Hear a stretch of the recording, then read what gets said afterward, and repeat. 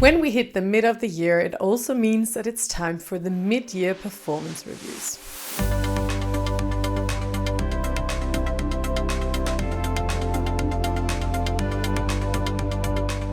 And most likely, as an emerging leader, you have not really received any proper training on performance management. So these conversations might feel really stressful or awkward, and leading up to it, you might feel a bit worried and stressed out. But don't worry, I got you. In this video, I'm going to talk about the purpose of mid-year performance reviews, 7 key success factors for successful reviews, what to cover in the conversation, how to prepare for it as a leader, and then also some questions that you can ask during the conversation. Before we go into this topic in more detail, I want to share with you that I've just released a new pack of leadership cheat sheets. These cheat sheets are especially designed for performance management and feedback conversations. They summarize all the key factors that you need to know to lead effective performance reviews and to make it less stressful for you. They are bite-sized, easy to understand, and become your go-to pocket guide whenever you need a bit of a reminder. If you find this video helpful, then you might want to check out these cheat sheets under koopmann.com/cheat sheets. Now let's get back to mid-year performance reviews. What is the goal or purpose of mid-year performance reviews? As opposite to year-end reviews, mid-year performance reviews are a bit of a formal, informal check-in. These reviews are a really great way to gauge the progress an employee has made. They help you and your employees see where they are going really well, where they are doing great,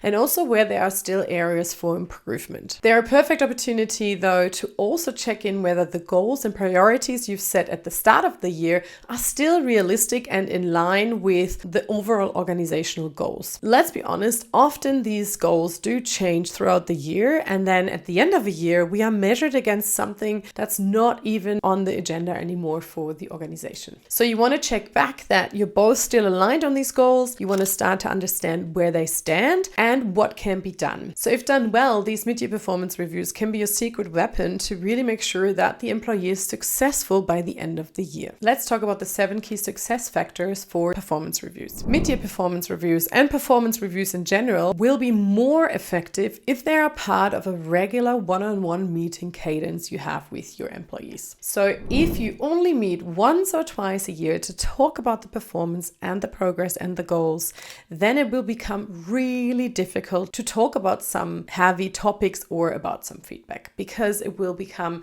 really heavy and feedback focused. When you have regular one-on-one meetings, then there are no big surprises during a mid-year or end of year review. You will have addressed things as they arise, and so you can really use these mid-year check-ins and the end of year performance to think future-driven, focus on what else they can do, focus on their potential and improvement areas. The second success factor is about focusing on the value of the conversation. You want to make sure that it's a really good, deep conversation and not just a tick in the box exercise. I've seen it in organizations that it's just done, tick the box, and that's it. And there was no effective conversation. People were maybe left confused, frustrated, and both sides felt a bit deflated afterwards. And so you want to make sure that it's a positive conversation that is future focused and can actually change something for you and the employee. The third success factor is that it's a two-way conversation. These conversations should never just be you as the leader pushing all the feedback onto the employee. You, of course, want to share your observations and things that are important for you and your priorities, but you also want to listen to your employee to see what they see as their success, what they feel proud of, but then also what areas of improvement and development they have. What are their needs and ambitions? It needs to be a two-way conversation so that together you can look at it and define the further actions. The fourth success factor is that it's future focused and not just looking at the past and looking at everything that maybe has gone wrong. You want it to be, especially in the mid-year review, you want it to be future focused. There's still 6 months to go. There's still a lot of work that needs to be done and a lot of potential that they can reach. Your employees can't change the past, but they can still make changes for the next 6 months. It's good to reflect on the past, of course, but then important to look forward and look at what you can do and achieve together. Success factor number 5 is that it needs to be a transparent process and no hidden agendas. These performance reviews can be really anxiety-inducing on both sides, of course, but especially on an employee side, because they might be a bit scared of feedback. They might have had bad experiences in the past, And so they might feel very nervous. So you want to be very transparent about that this process is coming up, that you are going to send invites to everyone, and what is going to be discussed. And of course, you want to build on that trust and these relationships throughout the year so that they don't feel like they don't know you or can't trust you in these conversations. Success factor number 5 is to make sure that your evaluation is as objective as possible. You want to start to look at facts and figures. You want to start to work against your own bias and get feedback also from other stakeholders and other people in the organization. Goals that you talk about and priorities should be realistic and achievable and meaningful to these specific employees. So often in organizations, the employee's performance is measured on the company's goals. These goals up at the top, they're not really meaningful to the day-to-day work that your employees do. So you have to break down these goals, make them measurable and actually realistic to achieve for your employees. And the last success factor is to make sure that you summarize and document everything in a shared document, that you define an action plan together, agree on these actions, and then have them easily accessible for everyone. I know that a lot of companies have performance management tools where these things are documented, and especially if you talk about things that are outside of the goals, maybe if you talk about development goals or other things that you might discuss, make sure that you document these as well. Let's now talk about what to focus on in the conversation. So especially in the mid-year review, you of course do want to review goals and objectives that you set at the start of the year, and you want to start to see how they progressed and what's been going on. You want to give recognition and really make sure that your employees feel appreciated and valued for the work that they contributed. You also want to talk about challenges that they might have or things that get in their way. And then also you want to review and do a realignment on the organizational goals and your own priorities as a leader. You want to make sure that whatever was discussed at the start of the year is reviewed and adapted accordingly, because the goalposts do change all the time. I've seen it myself as a leader, and we need to adapt the goals as well accordingly and make sure that everything is still in alignment and that we all agree on what the priorities are. And then you also want to talk about the career growth and development and what their ambitions are and what they might want to do and learn throughout the rest of the year. Do they want to get exposure to certain areas, or do they have a training need, or are they really interested in a certain field? Make sure you do this conversation and also tie it in them with conversation around their engagement and motivation. What motivates them? What do they need? What's the environment and type of work that they need to feel really engaged? And then use this also as a check-in about your relationship. How often do you meet in one-on-one settings? Do they need more or less support? What would they like you to do more of or less of? So that you can also check in on your relationship and your working relationship and what you might want to change and adapt going forward into the next 6 months. Now I want to talk about preparation. So here's what you want to do in preparation for your mid-year performance reviews. First thing is that you will communicate this to all of your employees. You let them know that this process is about to start.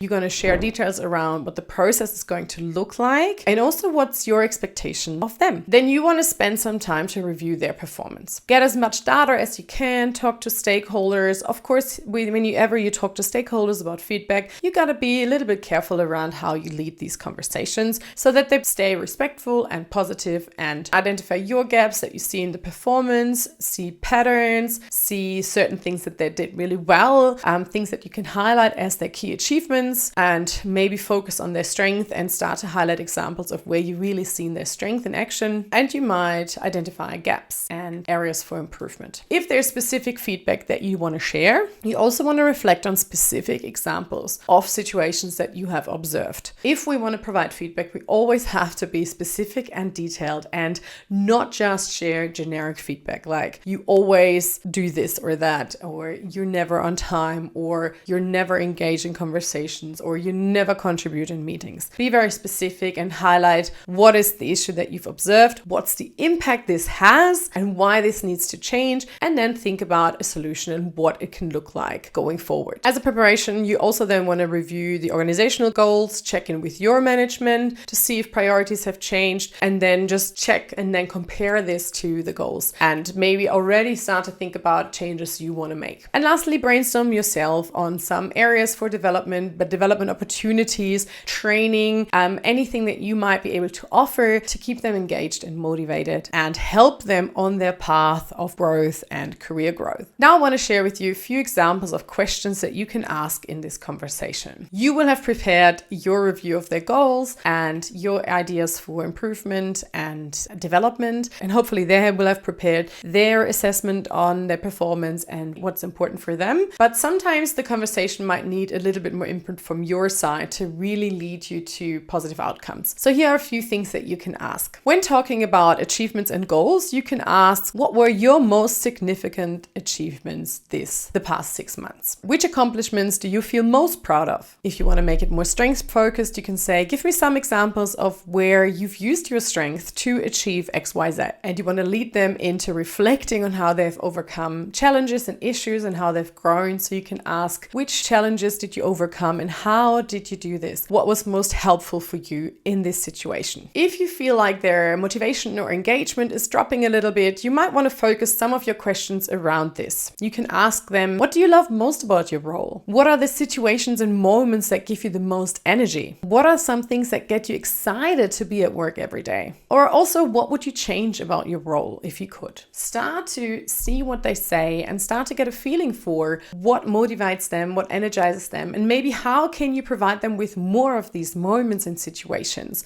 to really help re-engage them, motivate them to give everything for the next 6 months. If you want to focus on improvement, you can ask something like this. Where do you feel like you could improve your performance? Or what are areas that you struggle with and where would you like some support? Are there any new skills you would like to learn, or would you like to get some exposure on certain projects or tasks? And very important, you can also ask, how can I support you? What can I do for you to help you do your job better? So with all of these things in mind, your preparation and your mid-year performance reviews will be successful. Take time to prepare. That's really the key, that you go in prepared and that you really think about what you want and what your desired outcome of the conversation is. Make sure it's a two-way conversation and that you talk things through and come to joint conclusions and solutions and actions going forward. Let me know if you have any more questions, and if you would like to get some more insights on how to provide a negative feedback,